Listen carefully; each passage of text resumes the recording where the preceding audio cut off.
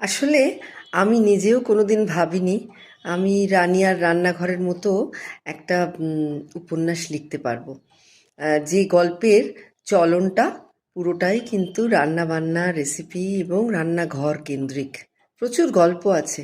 আর এই প্রত্যেকটা গল্পের সঙ্গে আষ্টেপৃষ্ঠে জড়িয়ে আছে মেয়েদের জীবনের গল্প এবং আধুনিক মেয়েদের এবং মায়েদের জীবনের গল্প। আর সম্পর্কের টানাপোড়েন অতি অবশ্যই, কারণ যেখানে আমরা দেখি প্রতিনিয়ত যে দুটি বোন বা দুই বন্ধু বা দুই ভাই, এদের ছোটবেলায় একরকমের সম্পর্কের সমীকরণ থাকে, আর সেই সম্পর্কের সমীকরণটা কিভাবে ধীরে ধীরে বদলে যায়।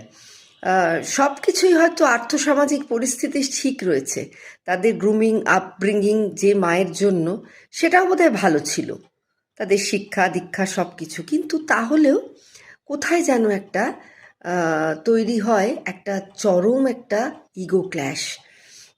আমাদের এখানে অনেকেই যারা ভিডিওটা দেখবেন তাদের ভেতর অনেকেই আছেন ফুড ব্লগার, যারা রীতিমতো পপ আপ ক্লাউড কিচেন করছেন।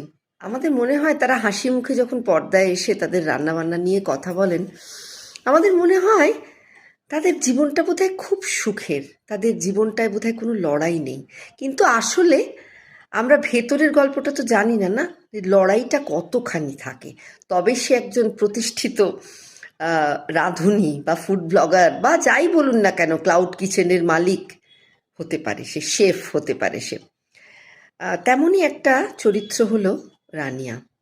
আর এই পুরো গল্পটিতে পুরো সম্পর্ক এবং সামাজিক টানাপোড়েনের গল্প কিন্তু রানিয়ার রান্নাঘর।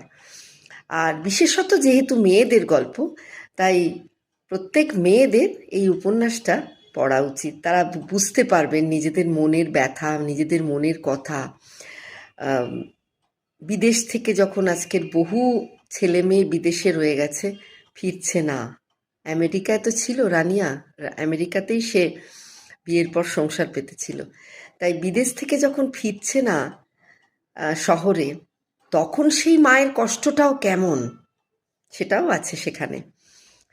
তাই আপনারা যদি পড়েন খুব ভালো লাগবে। আমি জানি না এই থ্রিলার, এই খুন জখম, ঝাড়পিট, বোমবাজি, একবারে উগ্র ক্রাইম থ্রিলার, সাইবার ক্রাইমের যুগে কতখানি মানুষের ভালো লাগবে। তবে আমি নির্ঘাত জানি যে আমার পাঠক কিন্তু আমার এই উপন্যাসটি